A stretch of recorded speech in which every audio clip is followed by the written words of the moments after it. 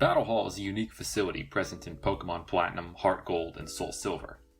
In it, you enter only one Pokemon and must fight 1v1 battles against an opponent of a type of your choosing, with 10 of these battles to a set. As you win, the rank of the type you defeated climbs, and with higher ranks comes more powerful Pokemon and smarter trainers. Except, there's a very strange and obscure glitch with the trainer AI in this facility that probably would have gone completely unnoticed if not for some careful code analysis.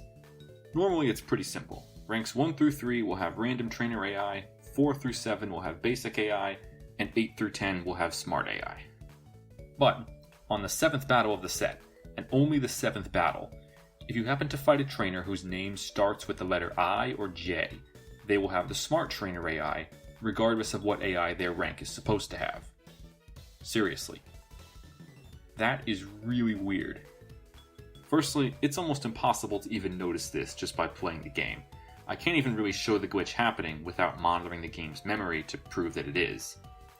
If you thought the opponent had random AI, but they were making good move choices anyway, you would just chalk it up to bad luck. This happens to Worcester all the time. And second, the conditions for this glitch to activate sound like a playground rumor. Why only on Battle 7? Trainer names that start with I or J, what does that have to do with anything? Do you have to defeat the Elite Four 100 times too? But no, this really is exactly how the glitch works. It's one of the silliest glitches I've ever found. To get right into why this happens, the game uses this function to determine which AI to load for the opponent. It does a simple check of your rank and loads the corresponding AI level. That all works. But then it does another check here, where it's trying to check if you're about to fight the Frontier Brain, Hall Matron Argenta, at either her first or second appearance. If you are, it sets the AI to Smart regardless of what rank you're at. This is where the problem lies. In particular, this variable that it's reading from is a table of identifiers corresponding to the trainers you're fighting in the set. The way this table is organized is it has 20 slots for opponent trainers. 20 slots, so if you play the multi-battle mode with 2 opponents per battle, there will be enough room for all 20 trainer identifiers. In single-player mode, only 10 of the slots get used. To get which slot to use for which battle, it takes the current battle index and multiplies it by 2. This is the slot for the first trainer in the fight. Then, if it's a multi-battle, it also adds 1 to that number, and that's the slot for the second trainer. If you're not playing multi-battle mode, these odd-numbered slots aren't used. This is a little weird to do it this way, but it's fine. Simple enough. So, back in the code, they take the current battle index and multiply it by 2 so they can check the slot for Argenta. Then, call the function to get the AI, which takes the current battle index and multiplies it by 2. Again. That's a problem. There are several places in the code where they have to do this multiply by 2 thing, but this function to load the AI is the only one where they make a mistake and do it twice. When they do this, they can end up trying to read past the 20th slot, up to a non-existent 37th slot by the time you reach the 10th battle. Because this is past the end of the table, it reads into other nearby data in the game's memory, in a classic type of programming error called a buffer overread. So, what other data is out there? What is it actually reading for each battle instead of the trainer's ID number? Well, for the first battle, it reads the trainer number for the first battle. Working good so far. For the second battle, it's reading the trainer for the third battle. This is obviously wrong, but it doesn't break anything yet. For the third battle, it reads the trainer for the 5th battle. For the 4th battle, the trainer for the 7th battle, and for the 5th battle, the trainer for the 9th battle. These are all still within the bounds of the table, and none of them can ever accidentally trigger the Argenta check, because Argenta will only ever appear at the 10th battle. Battle 6 is where it breaks a little. It tries to read the 21st slot, past the end of the trainer table, and finds a chunk of data with information about the next upcoming trainer you're about to fight. The reason this data is loaded here is so the next trainer can walk into the room and say their line of dialogue before the fight starts. What it reads specifically is the trainer's ID number, which is actually what it's trying to read out of the table in the first place. So this actually works correctly here, by accident.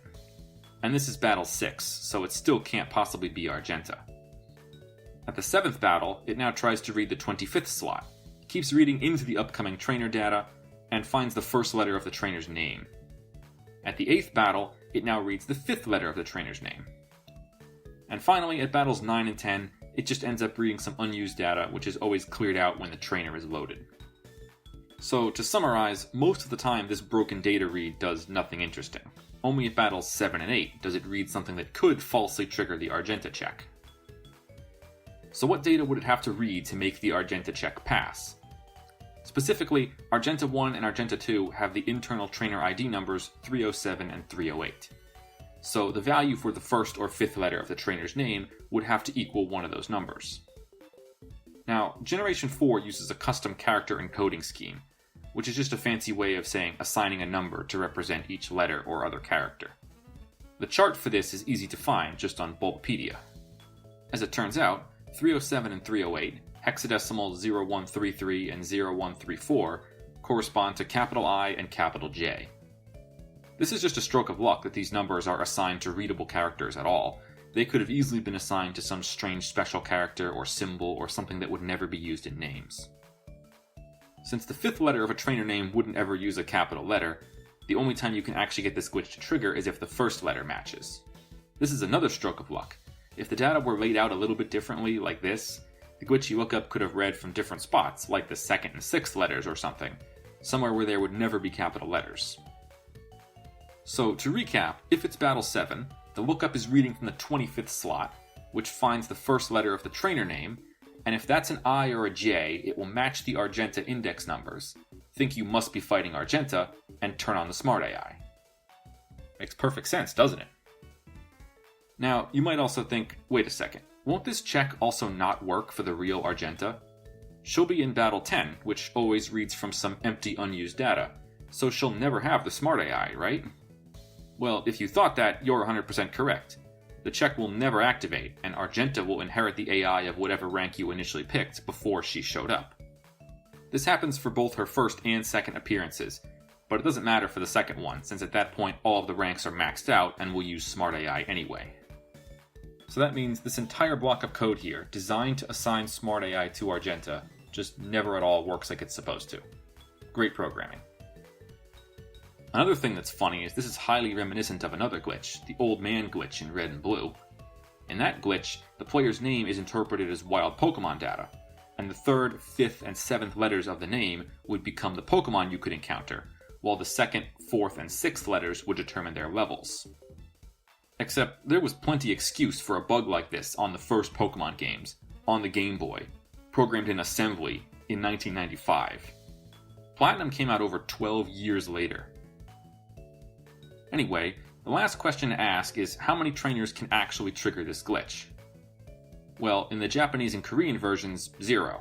English characters obviously aren't used in the trainer names there. But in the English version, there's Jim, Isabel, Juanita, Jenny, Indigo, Jackie, Ignacio, Jericho, Ingrid, Isabel, Jillian, Jean, Jonas, Juliana, Inga, Janice, Irene, Isidore, Iggy, Erwin, and Joachim. That's 21 trainers. The other languages frequently use different names for the trainers, which I'm not going to read, but there's 24 in the French version, 23 in Italian, 25 in Spanish, and 43 in the German version. So technically the Battle Hall is easiest in Japanese or Korean, and hardest in German.